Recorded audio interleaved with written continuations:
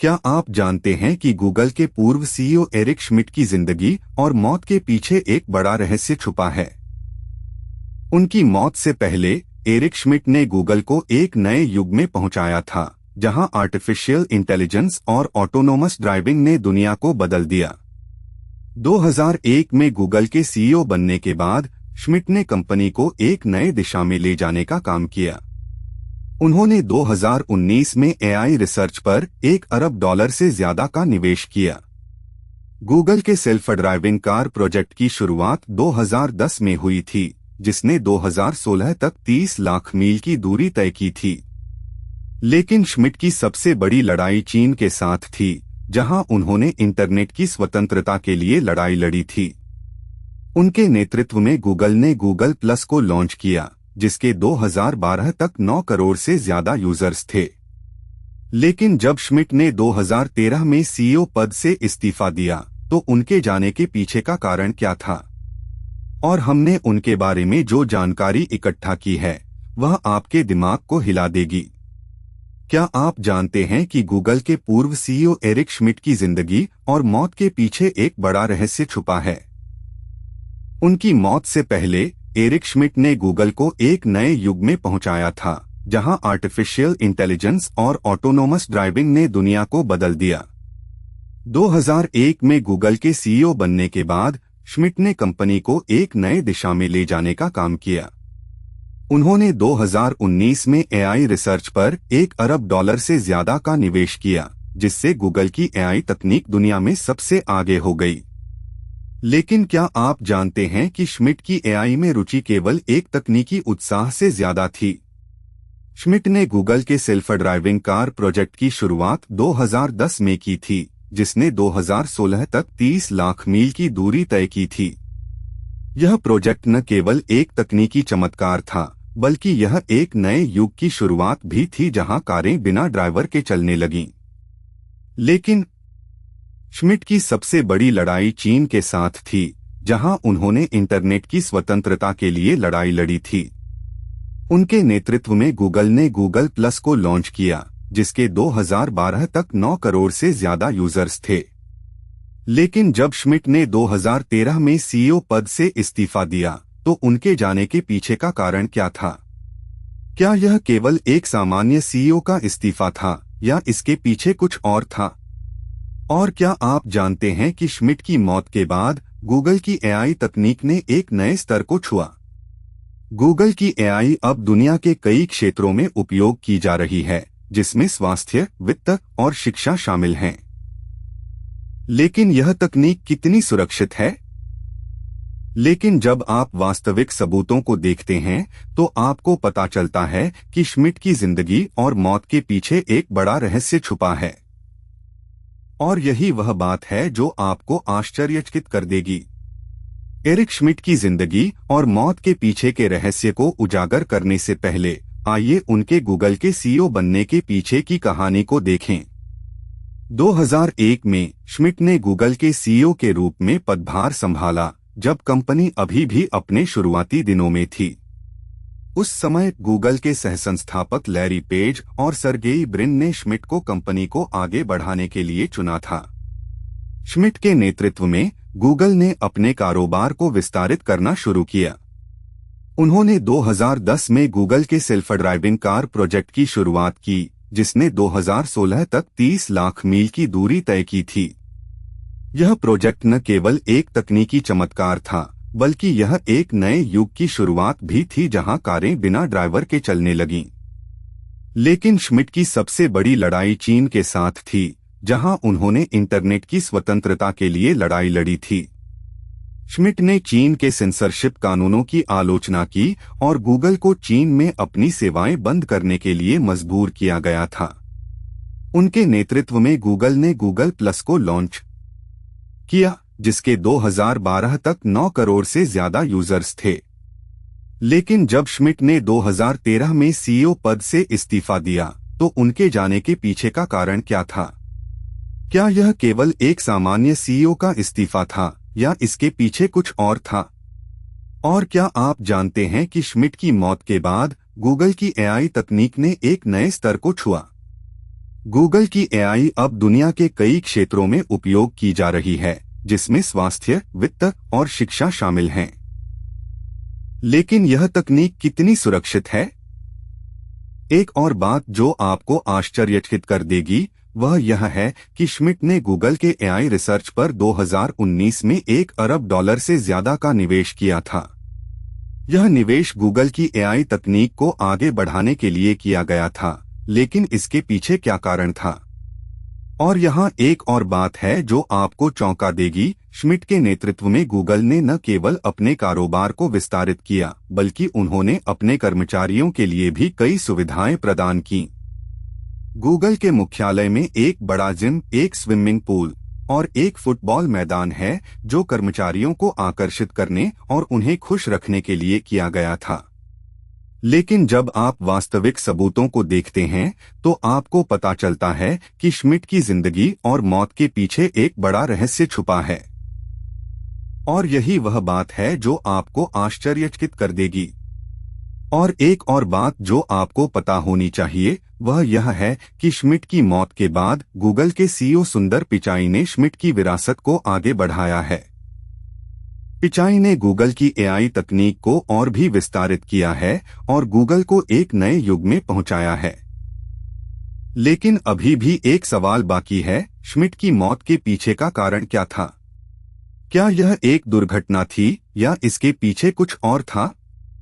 यह सवाल अभी भी अनुत्तरित है और यही वह बात है जो आपको आश्चर्यचकित कर देगी। लेकिन यहाँ एक और बात है जो आपको चौंका देगी। एरिक श्मिट की मौत के बाद गूगल की एआई तकनीक ने एक नए स्तर को छुआ।